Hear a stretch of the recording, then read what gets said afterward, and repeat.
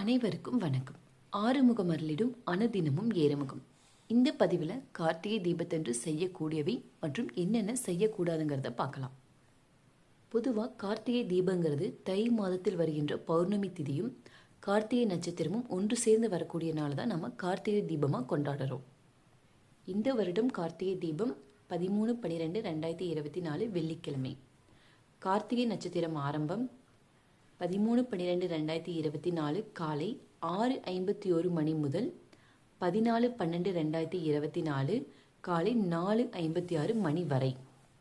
பௌர்ணமி வருகின்ற நாள் 14/12/2024 மாலை 4:17 மணி முதல் 5/12/2024 மாலை 3:13 மணி வரை. பொதுவாக இந்த கார்த்திகை நட்சத்திரமும் பௌர்ணமி திதியும் ஒன்று சேர்ந்து வரக்கூடிய நாளை தான் நம்ம கார்த்திகை தீபமாக கொண்டாடுவோம். ஆனால் இந்த வருஷம் ரெண்டுமே வேறு வேறு நாளில் வருது. அப்படி வரும்போது நம்ம கார்த்திகை நட்சத்திரப்படி தான் நாம் கார்த்திகை தீபம் கொண்டாடணும். அதனால தான் இந்த வருடம் கார்த்திகை தீபம் 13/12/2024 நாள் கொண்டாடப்படுகிறது. இந்த கார்த்திகை தீப திருநாள் சிவபெருமானுக்கு மட்டும் உகந்த நாள் அல்ல, முருகப்பெருமானுக்குமே கூட உகந்த நாள் தான். ஏன்னா கார்த்திகை பெண்கள் முருகனை வளர்த்த கதையை உங்களுக்கு தெரியும். அதனால தான் முருகருக்கு கார்த்திகேயன் என்ற பெயரும் வந்தது. அதனால் இந்த திருநாளில் நீங்கள் முருக வழிபாடும் செய்யலாம். இந்த கார்த்திகை திருநாளில் எப்படி விரதம் இருக்கணும்னு பார்க்கலாம்.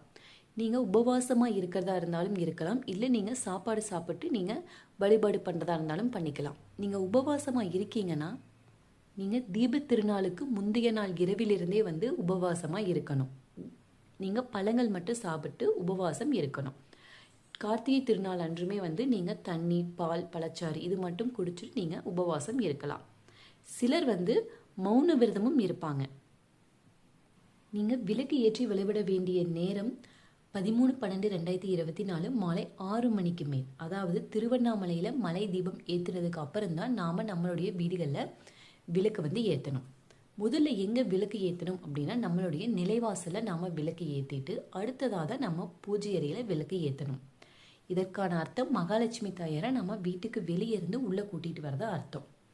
நீங்கள் எத்தனை விளக்கு ஏற்றணும் அப்படின்னா குறைந்தபட்சம் 27 விளக்குகள் ஏற்றணும். இந்த 27 விளக்குமே 27 நட்சத்திரங்களை குறிப்பதாக அர்த்தம். நீங்கள் எப்படி விளக்கு ஏற்றணும் அப்படின்னா நீங்கள் சர்க்கோண கோலம் போட்டுட்டும் விளக்கு ஏற்றிக்கலாம். இந்த மாதிரி நீங்கள் சர்க்கோண கோலம் போட்டு விளக்கேற்றுறது ரொம்ப சிறப்பானதாக இருக்கும். இப்படி நீங்கள் உங்களுடைய பூஜை அறையில் சர்க்கோண கோலம் போட்டு விளக்கு ஏற்றலாம். அடுத்து நீங்கள் கடவுளுக்கு நெய்வேத்தியம் செஞ்சு வைக்கணும். சர்க்கரை பொங்கலோ பாயாசமோ இந்த மாதிரி ஏதாவது ஸ்வீட் செஞ்சு நீங்கள் நெய்வேத்தியமாக படைக்கணும். இந்த வழிபாட்டின் போது நீங்கள் சிவபுராணம் படிக்கலாம், கந்த சஷ்டி கவசம், கந்தகுரு கவசம் அல்லது வேல்மாறல் இந்த மாதிரி ஏதாவது ஒன்று படிக்கிறது ரொம்ப சிறப்பானதாக இருக்கும். இந்த தீப திருநாளை நீங்கள் பிறருக்கு அன்னதானம் செஞ்சீங்கன்னா உங்களுக்கு கோடி புண்ணியம் கிடைக்கும். நீங்கள் விளக்கெல்லாம் ஏற்றிட்டு நைட்டு வழிபாடு செஞ்சு முடிச்சுட்டு உங்களுடைய விரதத்தை நீங்கள் கம்ப்ளீட் பண்ணிக்கலாம்.